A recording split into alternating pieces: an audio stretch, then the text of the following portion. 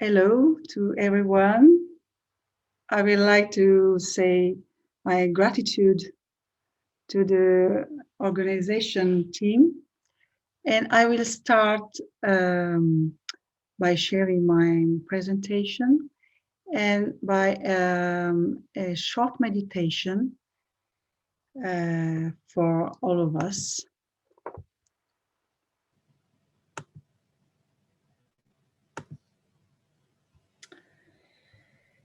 So I invite you to find a comfortable sitting posture.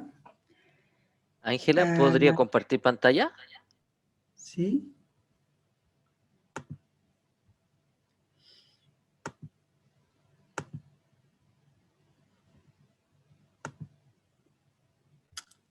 Okay.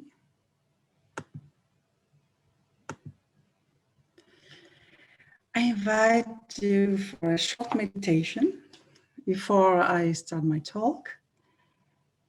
I find a comfortable sitting posture. If I am on a chair, my feet touch the ground. This gives me the feeling of being grounded. I relax my body with some stretches. Relax especially my shoulder and my back. I close my eyes and I take 3 abdominal breaths, drawing the inhalation down into the belly, filling up my torso from the bottom to the top. Breathing in, I calm my body. Breathing out, I smile to my body. I look deeply into my body. I see that I am made of non-human elements, a large community of cells, microorganisms, viruses, bacteria. My body is a wonder. I see the water in my body. I see the clouds, the rain. I see the fire. I see the sun within my body. Without the sun, I cannot exist. The sun is my second heart. I see the air. In my body, I see the earth. Her great creativity, her capacity to transform everything with impartiality. I am the earth, the natural receptivity of the earth. I am able to receive, to transform, to germinate, to bring things into being. I look deeply into my body and my mind. All I desire is already available. In this way, I can touch freedom, happiness in the here and in the now. So now I invite you slowly to bring our attention to the conference after the short meditation. And I choose this image, this photo, because thanks to lockdown, we could see better the Milky Way in the sky. The COVID-19 pandemic has produced a sudden disruption in our lives. It is a sort of warning signal that breaks our ordinary life, our business as usual, as a kind of limit situation, as Thomas Fuchs has pointed out yesterday. In a sense, we can say that COVID-19 led us to expand our humility towards nature and to break the illusion of our control on the reality. Pandemic and lockdown have favored the emergence of a new state of mind, a new awareness of our condition at different levels. Through this event, touching the whole earth, we have the opportunity to acquire a new insight, awakening us from psychic numbing, using the words of Robert Lifton.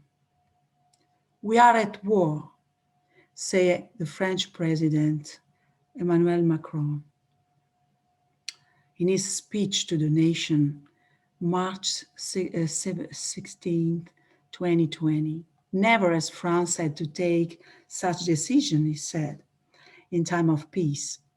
All our energy should be on one aim, to slow the progress of the virus.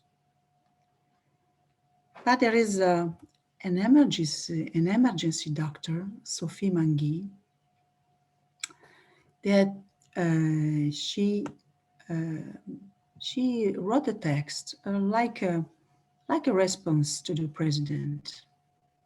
No, Mr. President, we are not at war. The forms of life which don't serve our interests, who knows, are not our enemies. It is once again an opportunity for us to realize that human is not the only force on this planet, and that sometimes it must make room for others. There is no point in living the pandemic in a confrontational or competitive way. Our body and our immunity love truth and peace.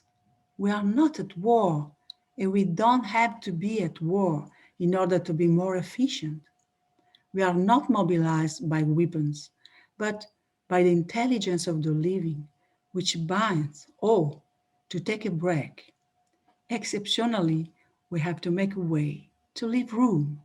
This is not a war, it is an education in order to learn humility, interrelation, and solidarity. We have another response to the speech of the president. Eric Massé, professor of sociology in the University of Bordeaux. He says, "We are not at war, we are at care. From now on, we have to take care of humans and non-humans at all levels. It is the consequence of a new era marked by globalized interdependencies of anthropocentr. We have to learn to unlearn. Beyond anthropocentrism, there is a shift of perspective. From the situation of the current pandemic, we can learn that we tend to consider every event through a prism of defense and domination. We can learn that we cannot exert our control over the world. Actually, we have the opportunity to abandon this perspective so we can experience the mindful practice of letting go, of, or we can orient our thoughts. We can also see COVID-19 as a pharmakon, that is a poison and a medicine at the same time. Whatever difficulty may arise, the way to bring it onto the path is not to dwell on it, which will only let your thoughts proliferate. People with narrow, crowded minds are besieged by a life full of suffering, attachment, and aggression. People with relaxed minds never lose their happiness. There's a quotation from Dilgo Khyentse, is a great teacher of meditation, is quoted from his book, The Heart of Compassion.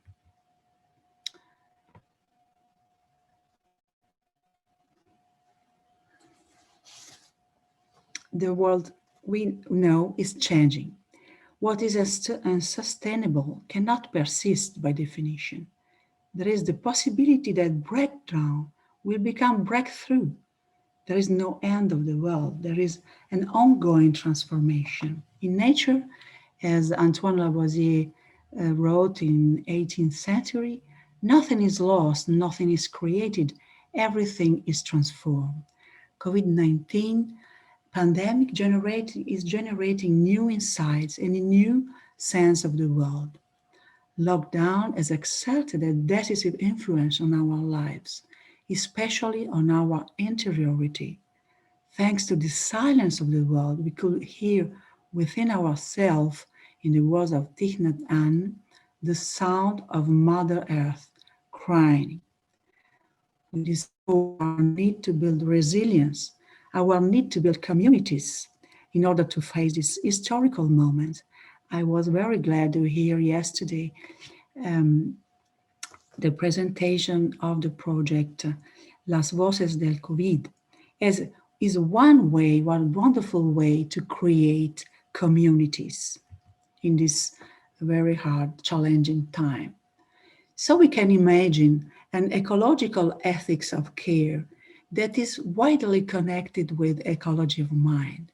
There are three interrelated fields: care of oneself, care of others, care of ecosystem. This new ecology of mind is based on the work of very inspiring authors, such as Gregory Bateson, Francisco Varela, Thich Nhat Hanh, Joanna Macy, John Seed, and many other authors. A new ecology of mind for our times is like a field of studies and practices that intend to build a pacified relation with the reality and investigates the links between self, others, and the ecosystems. But this intention to build a pacified relation with reality doesn't mean to create an ocean of tranquility, but rather to embrace and transform our inner agitation. The mind is an ecosystem. Thoughts, emotions, sensations arise and disappear, and so we can transform unpleasant emotions like compost of organic material. In a sense, we are like the gardeners of our mind, cultivating the field of our mind and watering selected seeds. In the bottom of this circle, the circle of our mind, we see a store consciousness, like a unconscious, for example, seed. There are collective seed and individual seed, and we can water the seed that we want to grow. For example, the seed of fear, the seed of anger, or the seed of joy. Interbeing is a word created by Thich Nhat Hanh, a pacifist leader and very near to Martin Luther King, a Zen master also. All phenomena inter-are in an interdependent co-arising. Impermanence is intimately linked to interdependence.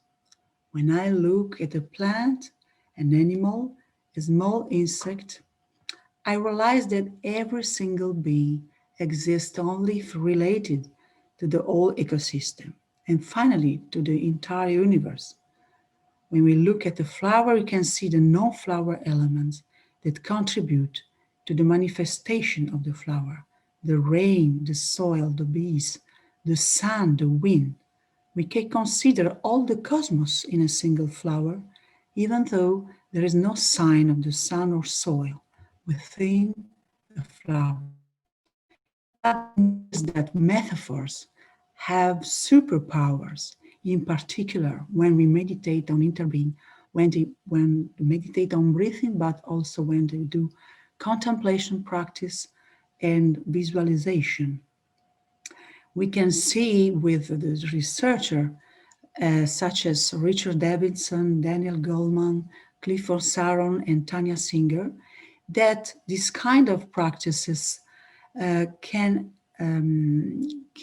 exert an effect on our brain, which produce anatomical transformations of the brain, but also changes of mental habits and behaviors. How can we transform hyper-individualism into inclusiveness? By the practice of meditation, we can enhance compassion and inclusiveness through ancient forms of contemplative practices. Mainly, meditation is generosity. It is not an individualistic practice because by meditating, we generate an atmosphere of peace around us. Then we can offer this peace, this quality of presence to others. This is very important in healthcare field. How we can realize common humanity by meditating on equanimity. So we can look at this sentence and feel this sentence enter very deep in our mind. Everyone on this planet, not just myself and those I care about, shares the same fundamental aspiration to happiness and the same wish to overcome suffering. Just like me, everyone wishes to achieve happiness.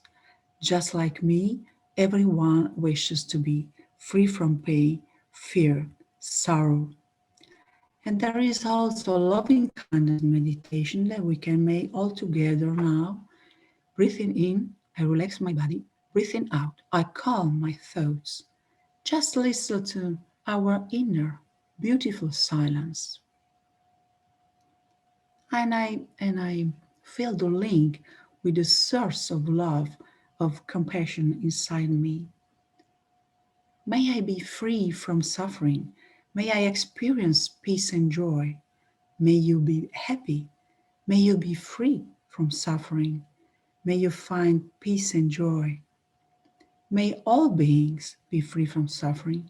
May all beings be free from pain and sorrow. May all beings be free from fear and anxiety. May all beings experience peace and joy. This is powerful, the powerful compassion meditation that has the capacity to connect us with the kinder part of our nature. The pandemic shows that there is the important role of empathy, of solidarity, and caring attitude. Many studies exploring the evolution of living beings on Earth show that natural selection is not the only factor. On the contrary, we discover that solidarity and empathy characterize the evolutionary process of living organisms. And we can quote authors as Peter Kropotkin, Lynn Margulis, and Franz de Waal on empathy and evolution. The survival of living beings is not assured by the laws of the jungle, but rather by empathy. And we, in our body and mind, we are made for empathic relationships. Naturally, we are empathetic creatures. We, humans, have an amazing ability to connect with others, to get into others' mind.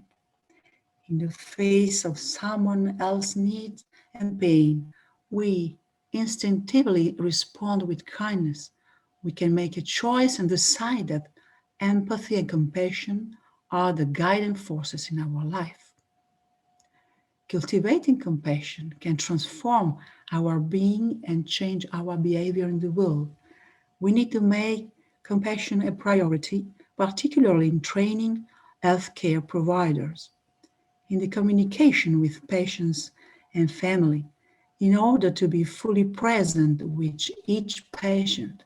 Healthcare workers need to incorporate compassion training, informal training. This way, the culture of a hospital can be transformed. The suppression of emotions is not good for healthcare providers. Through compassion training, they can learn how to be fully engaged with suffering of the patient and yet not to be emotionally overwhelmed. With compassion, our empathetic response is reduced by the wish to see someone become free from suffering. Actually, the impulse to do something for others increases our inner strength. Compassion generates an empowered state inside us. There is some book very important for understand and practice meditation on compassion. So there is The Art of Compassion, The Force of Kindness, Thupten Jinpa, A Fearless Heart. Thupten Jinpa founded and coordinated the Center of Compassion Training at the University of Stanford. There is also the important book, Oxford Handbook of Compassion Science, that show all the effect of meditation on compassion on the body, and on the brain and the mind. And the book of Tanya Singer, Power and Maturika, power, and care. But we have also practices that we can share in this website of University of Berkeley, Greater Good in Action. There is also many practices, and in my article, Care Education, there is some practice of meditation on compassion. Meditation can connect with all sentient beings and the whole ecosystem. That was very important. What the talk we listen today about salutogenesis is very important idea that we can really develop. By meditating, we can orient our meditation on compassion. We can meditate, orient towards plants, animal, and minerals. Meditation is connected with embodiment. It is meaningful for us to clearly perceive the process of interactions between mind and body, while our mind is embodied and embedded in a specific ecosystem. Can lead to a deep transformation. So we can imagine that the main role of meditation is really to bring our cognitive understanding through meditation practice to an embodied cognition. Is like when I ride a bike, I don't think about the technique of riding a bike, but I do it automatically. At the same time, meditation practice can bring intellectual idea or understanding to a very deep level in our body, in our mind. And so, thanks to the neuroscientist Francisco Varela, we have now a scientific intercultural approach to contemplative practices. Many researchers have suggested that COVID-19 is a virus coming from the non-human world. So this pandemic is also an opportunity for us to reflect on the relationships between human and non-human. And we can also feel the suffering of the modern human world, of the species that are under the threat of extinction. Pandemic for the writer and philosopher David Abram is a chance for the modern human world. Right now, the healthy community of life, the modern human collective, is getting a chance to catch its breath without the weight of our incessant industry on its chest. So it's very interesting is philosophy of modern human world that he developed in his book, The Spell of the Sensuous. We can also, by meditation, open the mouth of the heart towards an ecological ethic of care with the idea that we are not separate from the environment, and we also can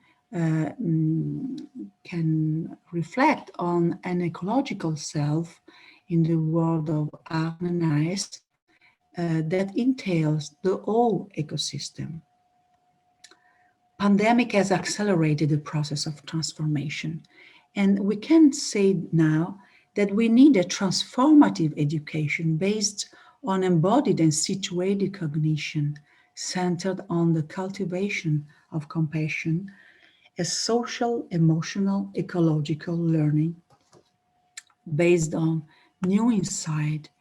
In the age of uncertainty, it is vital to connect ancient forms of wisdom with contemporary scientific and technological discoveries. However, we have to remind us that the machines are not neutral, since they reflect the biases of human beings and have the power to change human behaviors and perception. And I take very seriously into account the nature deficit disorder and its consequences on health for children and adults, And this problematic is developed by Richard Louv in his book Last Child in the Woods, Saving Our Children from Nature Deficit Disorder.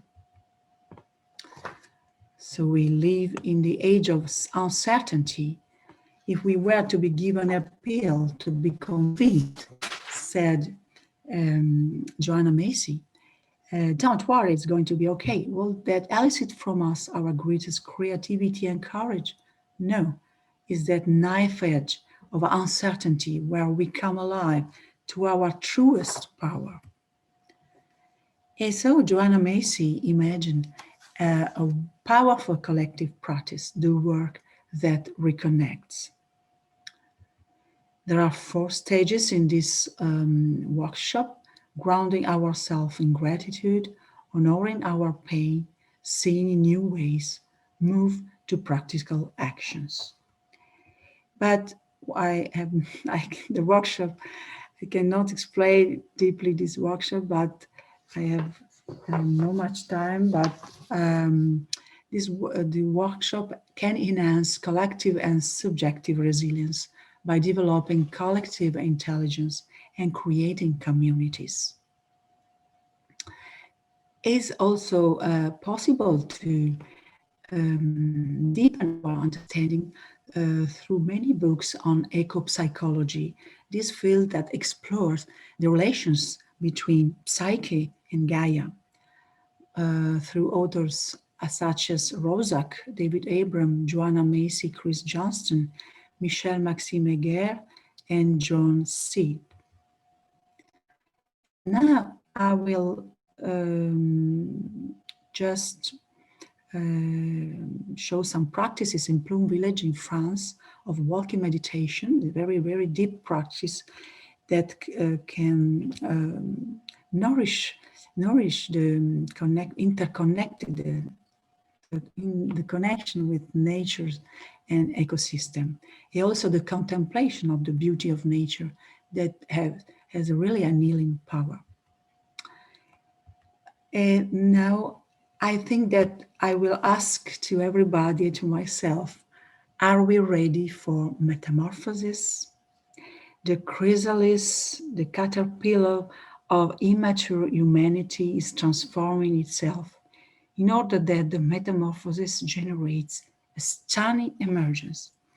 Whatever survives this collective initiation process will be more heart-connected, resilient, and generative.